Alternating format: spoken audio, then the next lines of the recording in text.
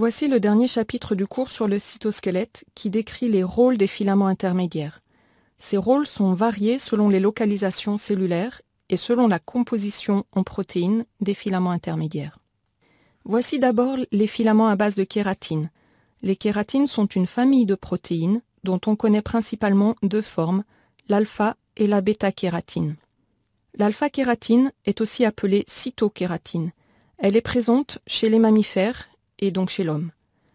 Actuellement, on a identifié une vingtaine d'alpha-kératines. La bêta-kératine, quant à elle, est spécifique des reptiles et des oiseaux. Elle est beaucoup plus résistante que l'alpha-kératine. Les kératines ont une conformation conservée, fibreuse et hélicoïdale, due aux liaisons hydrogènes entre les acides aminés qui les composent. Ces molécules ont une grande rigidité grâce au taux important de cystéine dans la séquence. Ces acides aminés soufrés forment des ponts disulfure entre les molécules, ce qui les rend rigides. Les alpha-kératines sont des hétérodimères composés de kératine de type 1, dite aussi kératine acide, et de kératine de type 2 ou kératine neutre ou basique. Seuls ces hétérodimères sont stables et sont capables de s'enrouler autour d'autres molécules pour former les filaments intermédiaires. Il existe de nombreux types de kératine, nommés K1 à K18, dont la distribution est spécifique d'un tissu. En particulier, elles sont retrouvées dans les cellules épithéliales, les kératinocytes, les cheveux et les ongles. Sur cette diapositive de microscopie à fluorescence, deux protéines cellulaires ont été marquées. D'une part, la kératine, en vert. Vous pouvez voir l'organisation en filaments répartis dans tout le cytoplasme et dirigés vers la membrane plasmique. Et d'autre part, la desmoplaquine, dont vous pouvez voir les ponctuations au bout de chaque filament de kératine. Le schéma de gauche explicite cette photo. Les filaments intermédiaires à base de kératine vont d'un bout à l'autre de la cellule et sont connectés à deux complexes protéiques que sont les desmosomes et les hémidesmosomes, dont on va parler dans un instant. Cet attachement aux desmosomes et aux hémidesmosomes permet de créer un lien entre les cellules, ce qui assure la cohésion des tissus et la résistance aux forces de traction. Les desmosomes, du grec desmos qui veut dire lien, sont des complexes protéiques qui assurent la jonction entre les cellules. Vous en avez sur la gauche de la diapositive une vue en microscopie électronique à transmission. Vous pouvez voir les membranes plasmiques de deux cellules adjacentes, les complexes protéiques denses aux électrons qui apparaissent noirs sur l'image et les filaments intermédiaires qui irradient à partir de cette structure. Le schéma central est une photo toujours de microscopie électronique à plus forte résolution et les différentes protéines ont été colorées. Vous pouvez donc repérer en rouge les membranes plasmiques et en blanc les dimères de cadérine desmosomale. Ces cadérines sont des protéines transmembranaires qui ont une région extracellulaire qui interagissent entre elles et forment donc des jonctions entre les cellules. Cette structure est rendue solide grâce aux deux autres protéines intracellulaires qui interagissent avec la région cytoplasmique de la cadérine desmosomale. Il s'agit de la placophiline, en jaune, et de la placoglobine, en orange. Ces protéines servent d'ancrage aux desmoplaquines. La desmoplaquine est cette longue protéine en bleu sur la photo, dont la région N-terminale interagit avec les filaments intermédiaires de kératine, représentés en vert, et connecte les cadérines aux filaments intermédiaires. Comme je l'ai dit précédemment, les desmosomes sont des liens entre les cellules et permettent la cohésion des tissus. Les filaments intermédiaires, quant à eux, forment une charpente structurale pour le cytoplasme et assurent la résistance aux forces latérales entre les cellules. Comme vous pouvez le voir sur ce cliché de microscopie électronique toujours, les hémidesmosomes ont une apparence similaire aux desmosomes, hormis le fait qu'il s'agit de structures asymétriques. Il y a deux différences principales entre les hémidesmosomes et les desmosomes. Les desmosomes, comme on vient de le voir, permettent l'attachement de deux cellules adjacentes, alors que l'hémidesmosome va relier la cellule à la matrice extracellulaire. La deuxième différence réside dans la nature des protéines transmembranaires qui les composent. Ici, il s'agit d'intégrines. Les intégrines sont des dimères de protéines dont la région extracellulaire interagit avec la laminine, une protéine de la matrice extracellulaire. je vous rappelle que dans les desmosomes, la protéine transmembranaire est une protéine de la famille des cadérines. Nous avons déjà parlé des intégrines lorsque nous avons abordé les différentes étapes de la migration cellulaire, et en particulier l'élaboration des points focaux.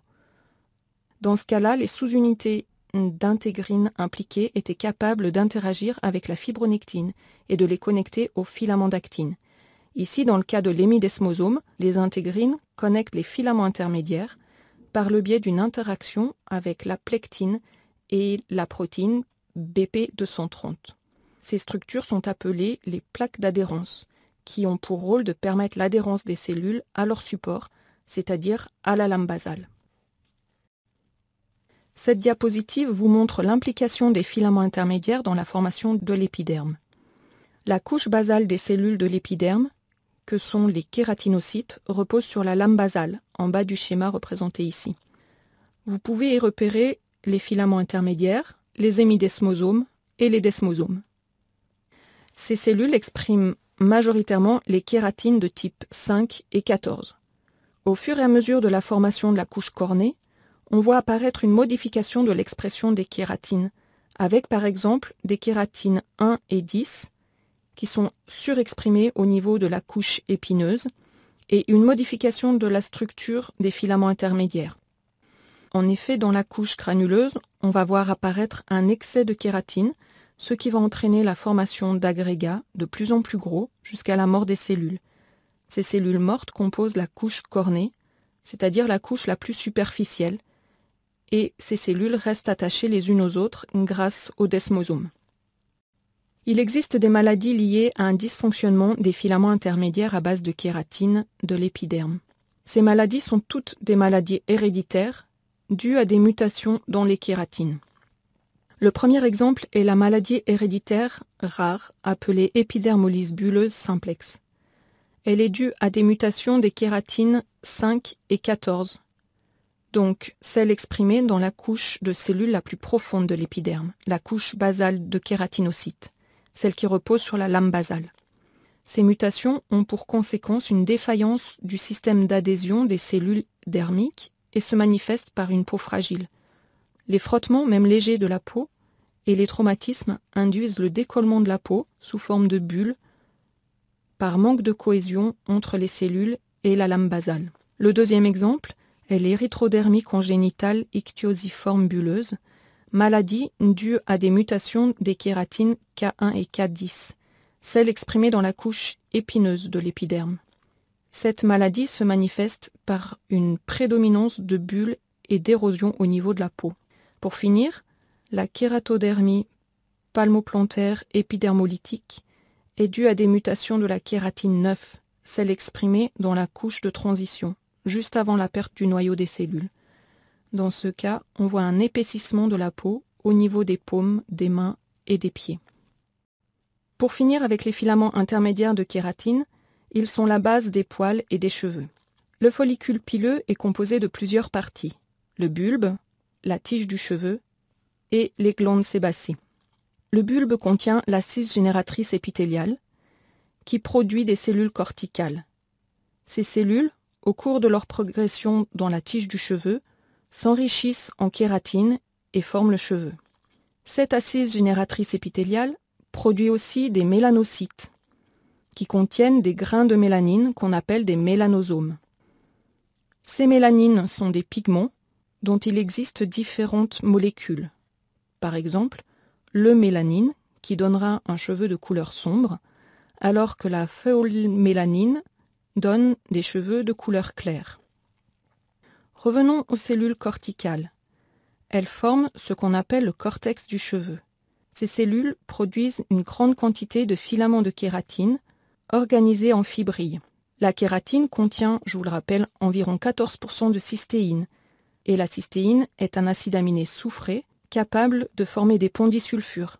Cet assemblage par des ponts disulfures permet d'une part une grande résistance à la tension.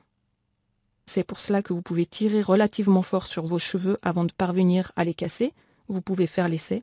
Et d'autre part, les ponts disulfures vont conférer la rigidité aux cheveux pendant la croissance, qui peut atteindre jusqu'à 1/3 de millimètre par jour, autrement dit, environ 1 cm par mois, pour les plus chanceux d'entre vous. La localisation et le nombre de ponts disulfure déterminent la forme du cheveu, c'est-à-dire cela va déterminer s'il est crépus, frisé, bouclé ou raide. Et la brillance, la souplesse et l'imperméabilité du cheveu est donnée par le sébum et les lipides membranaires. Passons maintenant aux filaments à base de vimentine. Cette protéine est présente dans de nombreuses cellules mésenchymales, comme les cellules endothéliales et les fibroblastes. Elle forme un réseau supramoléculaire qui s'étend du noyau à la membrane, comme vous pouvez le voir sur cette photo de cellules en microscopie à fluorescence. La vimentine a été colorée en rouge. Les filaments ont plusieurs fonctions primordiales dans la cellule. Tout d'abord, ce sont eux qui maintiennent la forme des cellules. Par ailleurs, comme on le voit sur la photo de microscopie électronique à haute résolution à droite de la diapositive, les filaments intermédiaires à base de vimentine interagissent avec les autres composants du cytosquelette, comme le réseau d'actine et les microtubules. Ces interactions font intervenir de nombreuses protéines associées, comme la plectine par exemple, qui lie les filaments intermédiaires aux microtubules sur ce cliché. Les filaments sont aussi impliqués dans l'ancrage des organelles dans le cytosol. Voici une diapo qui décrit le rôle des filaments à base de desmine. Je vous ai dit précédemment que la desmine est spécifique des cellules musculaires.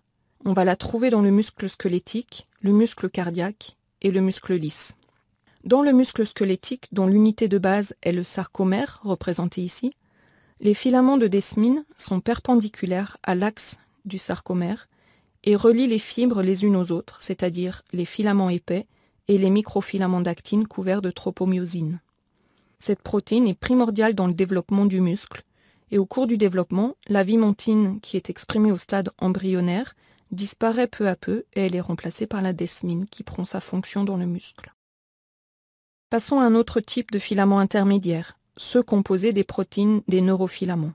Ces protéines sont en fait une famille de 3 phosphoprotéines, nommées NfL pour low, NfM pour medium 1 et NfH pour high, nommés ainsi selon leur poids moléculaire. Les filaments de type 4 sont spécifiques du système nerveux périphérique et central. Les 3 protéines NF s'organisent en hétéropolymères pour former les neurofilaments. La protéine NfL, celle de plus bas poids moléculaire, est indispensable à l'assemblage des neurofilaments. Comme représenté sur le croquis en bas de la diapositive, la partie C-terminale des protéines NF est projetée vers l'extérieur de l'axe du neurofilament, formant des ponts entre les neurofilaments lorsqu'ils se trouvent côte à côte. Les neurofilaments permettent la formation des axones. Les ponts créés par les régions C-terminales des protéines NF participent à l'espacement régulier entre les neurofilaments dans les axones, comme cela est illustré sur la photo. De par ces espacements, les neurofilaments modulent le diamètre des axones. Et ce phénomène est très important car il est un facteur déterminant de la vitesse de la conduction de l'influx nerveux. Par ailleurs, l'hyperphosphorylation des neurofilaments provoque des accumulations des corps de Lévy dans l'organisme et cela est retrouvé dans différentes maladies comme par exemple la maladie de Parkinson ou la maladie d'Alzheimer. Abordons en dernier les filaments de type 5. Je vous rappelle qu'ils sont composés de lamines. Ici encore, il s'agit d'une famille de protéines avec des lamines de type A, de type B ou de type C. Ces lamines sont codées chez l'homme par 3 gènes. Les lamines de type A, C1 et C2 sont obtenues par un épissage alternatif du gène A. La lamine B1 est codée par le gène B1 et les lamines B2 et B3 proviennent d'un épissage alternatif du gène B2. 2 des 3 lamines s'organisent en dimères qui polymérisent en filaments intermédiaires, responsables de la lamina nucléaire de toutes les cellules de l'organisme. Dans cette structure, les lamines sont sous forme déphosphorylée. La lamina nucléaire, que vous pouvez voir sur ce schéma d'un pore nucléaire, présenté en haut de la diapositive, est un réseau fibrillaire de filaments intermédiaires, donc à base de lamines. Ces réseaux tapissent la face interne du noyau entre l'enveloppe nucléaire et la chromatine. Ce réseau confère une certaine rigidité au noyau et lui donne sa forme globulaire, comme on peut le voir sur la photo en bas de la diapositive. La lamina nucléaire a été colorée en vert sur cette photo. Lors de la mitose, les laminas A et C se phosphorylent, ce qui entraîne une dépolymérisation de la lamina nucléaire qui est indispensable à la division cellulaire. La lamine B, elle, reste associée à la membrane nucléaire pendant ce processus. Voilà, j'ai terminé la totalité du cours sur le cytosquelette et j'espère que cela vous a plu. À bientôt.